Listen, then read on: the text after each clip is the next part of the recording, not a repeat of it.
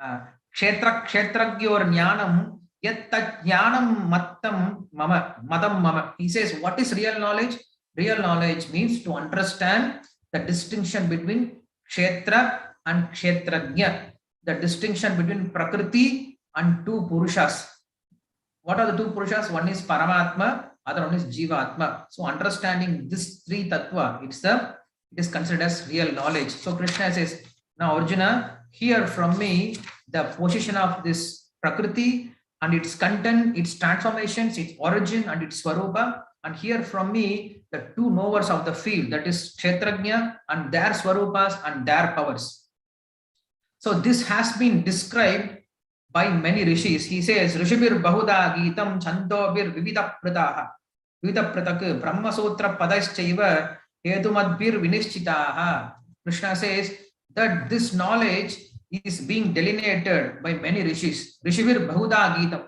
Many rishis have sung about these three things. And Chandobir Vivida Pratak. And Chandoha means in Vedic literature also. In Upanishads, we find this kinds of verses, we find this kinds of statements everywhere.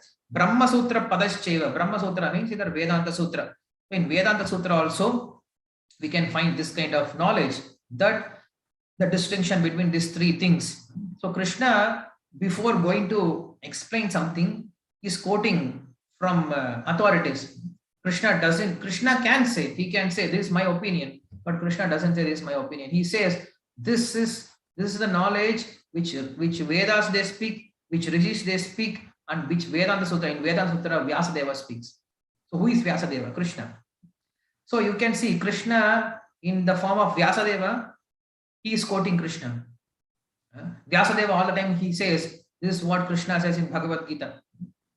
Vyasadeva quotes Krishna, and again Krishna quotes Vyasadeva. Krishna says, this is what Vyasadeva says. So both are Krishna avatara. One avatara is to do Leela, other avatara is to record that Leela. Because how do you know about Rama, Krishna, Varaha, Narasimha? How do you know? They are all in different yugas. They are all avatars.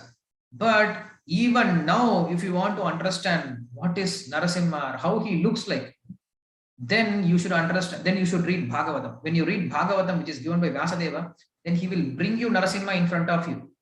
He can bring Rama in front of you. He can bring Krishna in front of you.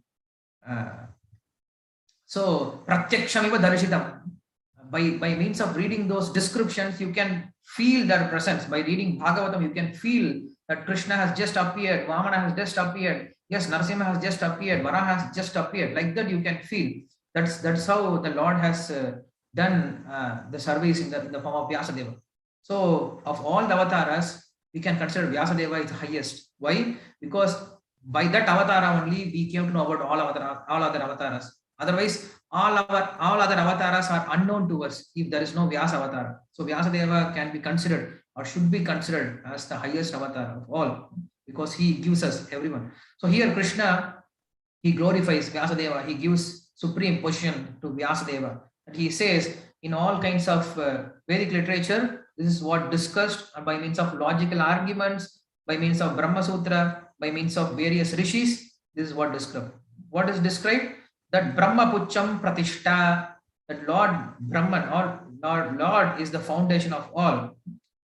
And there are 5 things which are discussed in the Chandogya Upanishad. It says Anna Brahma, and then we have Pranamaya, Manomaya, Vijnanamaya, Anandamaya. So in this Annamaya, and then we have Pranamaya, Manomaya. These 3 things discuss about the Prakriti Tattva. And we have Vijnanamaya, which speaks about Atma Tattva, and Anandamaya, which speaks about Brahma Tattva, which speaks about the Lord. So these 3 tattvas are all the time being discussed in the Vedic literature. So Krishna, he just wants us to understand that whatever we speak, it should be in Vedic premises. We cannot speak anything apart from Vedas. Krishna can say, this is my opinion. No, he says this is what Vedas say. So whatever we want to understand about spiritual things, it should be in Veda.